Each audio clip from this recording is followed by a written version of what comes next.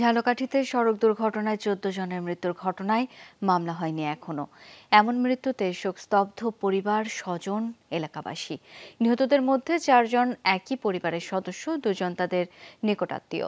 একসাথে এতজনকে হারিয়ে বাকরুদ্ধ পরিবার। এরই মধ্যে তাদের দাফন সম্পন্ন করা হয়েছে। সিলন ফ্যামিলি ব্লেন্ডের কড়ালিকার আর সতেজ স্বাদের পারফেক্ট ব্লেন্ডে স্বপ্নেরা মেলুক টানা। বাড়ির সামনে সারি করে রাখা খাটিয়া, পাশে পারিবারিক কবরস্থানে চলছে দাফনের প্রস্তুতি। সড়ক দুর্ঘটনায় এক মুহূর্তেই না ফেরার দেশে একই পরিবারের ৪ সদস্য ও ২ নিকটাত্মীয়। বাড়িতে স্বজন প্রতিবেশীদের কান্নার রোল।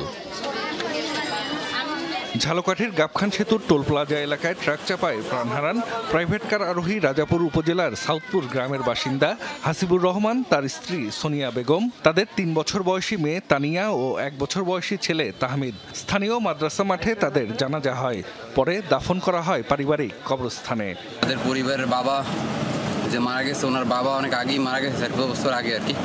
তো এই বড় ছেলে হিসেবে এই ফ্যামিলির দায়িত্ব পালন করে আসছে আর কি। এই প্রত্যেকটা পরিবার যত ক্ষতিগ্রস্ত হয়েছে তারা একটা ক্ষতিপূরণ পায়, আরেকটি কথা যারা অসুস্থ আছেন তাদের জন্য ক্ষতিপূরণ দেওয়া হয়।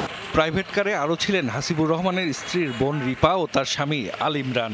ঘটনাস্থলেই মৃত্যু হয় তাদেরও। জানাজা শেষে সাঙ্গর গ্রামে তাদের দাফন করা হয়। প্রাইভেট কারের চালক ইব্রাহিমকে দাফন করা হয় নিজ গ্রাম উত্তমপুরে।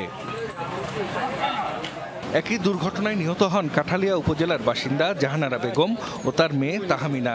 পারিবারিক কবরস্থানে তাদের দাফন করা হয়। 10টার দিকে মাটিতে, এখন আমরা আবার ফিরে ঢাকার উদ্দেশ্যে রওনা দিলাম। এখানে একটু ব্রেক করলাম, দেখলাম জায়গাটাতে। আমার দাদু এখনো জীবিত আছে, কিন্তু উনার কন্ডিশনও তেমন ভালো না। বুধবার দুপুরে ঝালকাঠির গাবখান সেতুর টোল প্লাজা এলাকায় সিমেন্টবাহী একটি ট্রাক চাপা দেয় কয়েকটি ইজি বাইক ও একটি প্রাইভেট কারকে। এতে মারা যান 14 জন। জাহিদ হাসান, যমুনা নিউজ।